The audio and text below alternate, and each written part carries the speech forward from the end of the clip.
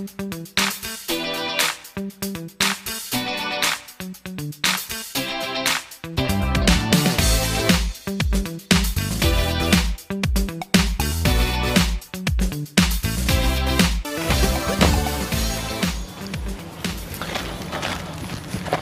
teman-teman, balik lagi di YouTube channel gue dan masih dengan gue, Budewan Arif Anggolo, dan kita masih di garasi mobil. Serunya nge-review mobil di garasi rumah.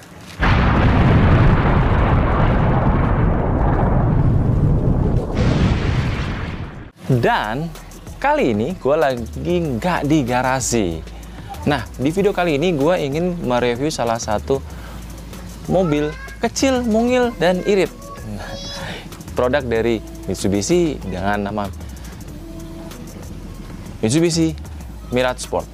Sempat menjadi primadona di awal-awal peluncurannya di tahun 2012 dengan varian tipe Exit dengan yang tipe varian tertinggi ada terus GLS dan GLX, dan mengalami minor change di tahun 2015 dan dengan nama Mitsubishi Mirage Sport dengan 3 varian yang masih sama, itu dengan Exit, GLS, dan GLX. Nah, kita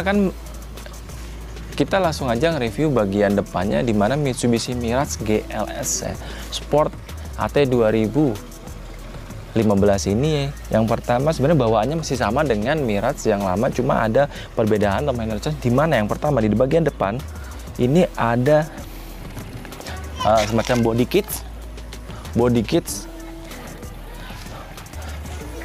yang kelihatan seperti mempertegas bahwa bodi depan atau bumper depan lebih sporty. Dan kita lanjut di bagian bumper bawah, ini seperti ada rongga-rongga, serta di sini ada plastik di grill depannya, polos hitam seperti ini, dan juga ada logo.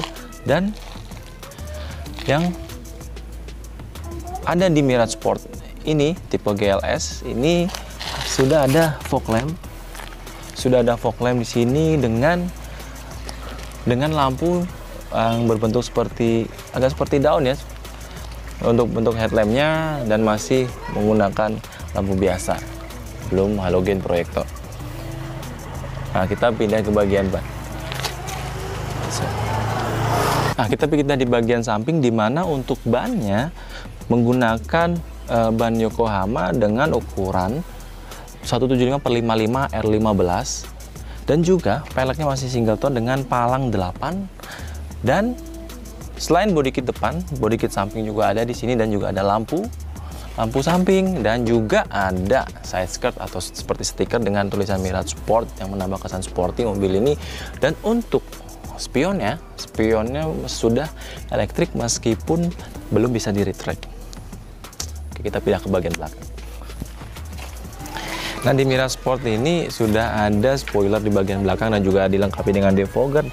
Tapi memang lampunya masih menggunakan lampu biasa, stop lamp juga masih biasa, dan juga ada emblem Mirage Sport di sini, dan juga ada body kit belakang, serta ada sensor belakang juga.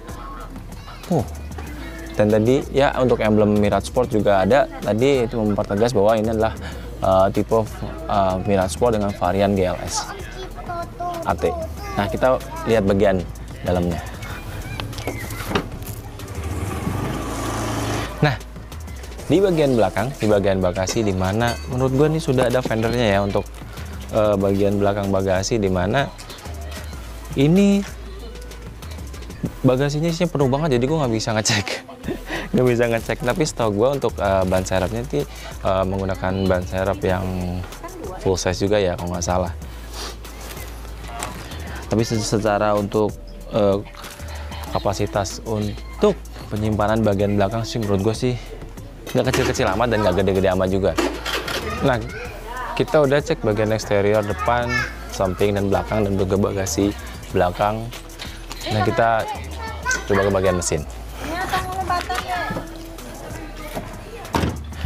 Kita pindah ke bagian kap mesin, di mana untuk kap mesinnya sudah dilengkapi dengan cover sehingga bisa melindungi mungkin sedikit dari air, dan yang paling penting membuat sedikit rapi karena tidak ada kabel-kabel yang berantakan ya yang kelihatan. Dan di mesinnya ini sudah 1200 cc, di mana ini menggunakan 3 silinder 12 volt timing, dan untuk tenaganya di 77 PS, dan untuk torsi maksimalnya di 100 Nm. Wow, mungkin tenaganya lebih di bawah Brio ya. Setahu gue kalau Brio itu 90 PS ya. Tapi sih kalau untuk bahan bakar, untuk kapasitas tangkinya untuk Mirage ini sekitar 35 liter. Tapi kalau gue baca di artikel, untuk tes jalan untuk konsumsi bahan bakar sekitar 12 km per liter sampai dengan 20-an km per liter. Tapi dia balik lagi tergantung itu mana matic mana manual. Kalau manual bisa lebih dari 20 km per liter ya. Menurut gue sih cukup mumpuni untuk skala city car Mirage ini, walaupun mungkin di tahun 2018 ya sudah di stop untuk produksinya, tapi menurut gue nih untuk yang secondnya masih banyak, mungkin ada beberapa yang orang masih cari mobil ini, karena gue cukup tertarik juga sih punya mobil city car seperti Mirage ini, jujur, karena emang udah teruji untuk keiritannya. Nah, kita lanjut ke bagian dalam ya. Oke.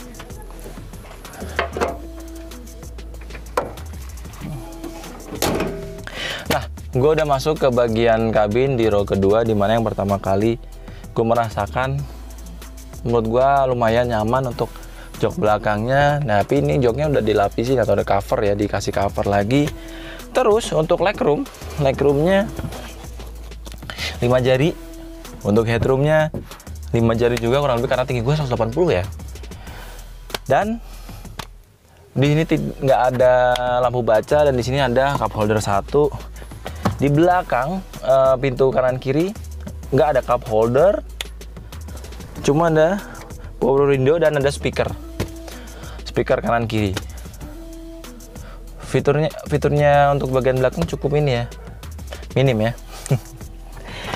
Dan di sini juga ada tempat penyimpanan ya, kalian bisa naruh barang atau apa di bagian ini. Tapi yang jelas sih menurut gua kalau di belakang nih lumayan enak sih. Sudut kemiringannya pun juga, jok ini juga nggak terlalu tegap banget sih menurut gua. Cukup enak. Kita pindah ke bagian belakang. Kita pindah ke bagian kemudi. Oke, gue udah di bagian kemudi. Tapi sebelumnya gue mau nyalain dulu mesinnya ya.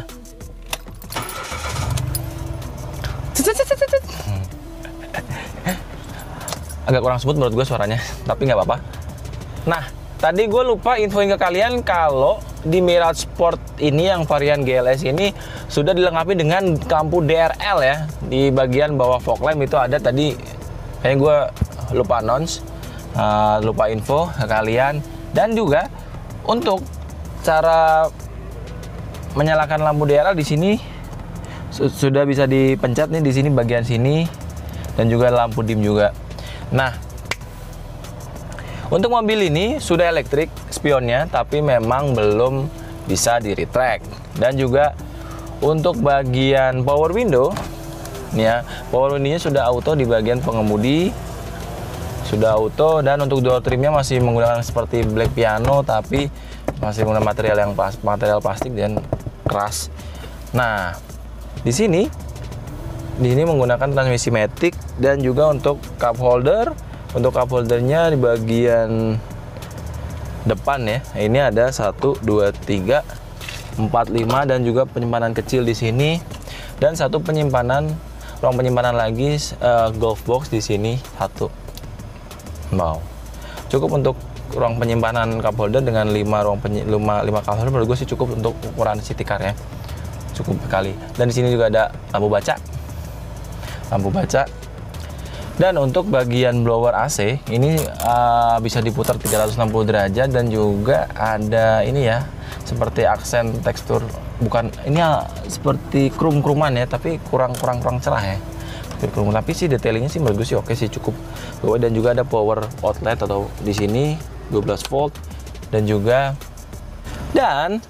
di sini juga di kanan kiri udah ada speaker ya, tadi di belakang juga ada, jadi ada 4 speaker.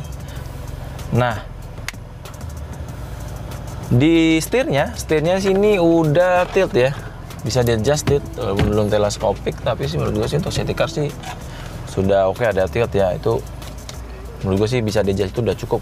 Dan untuk joknya, untuk headroom jok masih 5 jari ya, tadi 5 jari, dan juga legroomnya menurut gue lega sih, lega. Dan juga yang paling penting nih, untuk joknya ini bisa di adjust ya, naik turunnya, selain sliding, selain reclining, sliding, ini juga bisa di adjust naik turunnya untuk joknya, agar bisa menambah kenyamanan ketika saat kalian mengendari mobil ini.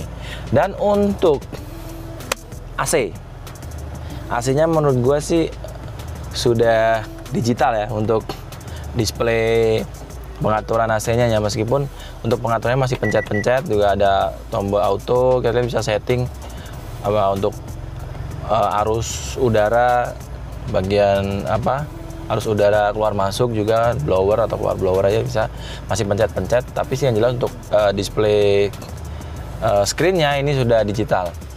Nah, di head unitnya ini sebenarnya udah double din ya, tapi diganti lagi nih sama yang punya double din juga, yang touchscreen. Dan juga di MID, di sini kita lihat, di sini kalian bisa lihat untuk MID-nya ini juga udah di digital ya. Ini kalian bisa lihat kilometer, trip A, trip B, terus rata-rata penggunaan kilometer atau rata-rata konsumsi bahan bakar ya, sini ya. Jadi kalian bisa atur di sini. Oke, paling itu saja yang fitur-fitur di interior yang ada di Mirage Sport tipe atau varian GLS ya, tahun 2015 dengan transmisi matic. Nah, sekarang gue pengen coba jalan-jalan ya sebentar di komplek, karena pengen tahu nih handlingnya apa, ini bagaimana, handling kaki-kaki, peredamannya bagaimana. Oke, kita langsung. Oke, kita lanjut test drive di komplek-komplek perumahan. Kita tes, aduh enak banget. Untuk ya kita tes seperti biasa, untuk kaki-kaki atau suspensi menurut gue sih lumayan enak, empuk kok ini Mirage ini. Handlingnya juga enak nih, handling steeringnya enteng, stabil, dengan AT manual transmission ya, automatic transmission nih smooth ya ininya. Gas-gasnya juga responsif sih, lumayan lah, responsif dan smooth banget. Untuk visibilitas juga enak, karena ini mobil city car ya, kecil, jadi visibilitasnya mungkin karena gua tinggi jadi lebih lega ya, lebih enak melihatnya. Dan untuk kekedapan suara sih kedap ya, kedap suara ya ini ya. Kalau ada tadi motor lewat, cuma nggak begitu kedengaran suara motornya juga, cukup kedap ini, bagus sih, bagus sekali. Oh kan, enak banget. Tapi yang jelas sih kalau mobil ini sih menurut gue sih ya, yang terjamin lah untuk sisi keiritannya, jangan salah kalau Mirage ini. Nah, kita tes di jalan yang sungguh berbatu nih ini ya. Waduh, cukup empuk ya. Beneran empuk ini ya, suspensinya nggak keras ya, asli ini, bukan kaleng-kaleng kalau ini. Oke guys, kita udah test drive singkat mengenai bagaimana merasakan atau mengendari mobil Mirage Sport varian GLS ini. Semoga di video gue ini bermanfaat, walaupun cuma review-review singkat. Semoga bisa bermanfaat bagi kalian dan bisa menjadi gambaran atau referensi kalau kalian ingin mungkin lagi nyari-nyari mobil Mirage, khususnya Mirage Sport 2015 ini dan varian GLS. Dan oke, itu saja. Mohon maaf apabila ada sedikit-sedikit kesalahan. Dan oke, dukung terus channel Garasi Mobil dengan cara subscribe, like, komen, dan share ke teman-teman kalian. Dan tolong bunyikan loncengnya, karena subscribe itu gratis. Oke, sekian dari gua. Tetap tongkrongin terus Garasi Mobil, serunya nge-review mobil di garasi rumah. Dan sampai jumpa. Salam sejahtera. Bye-bye.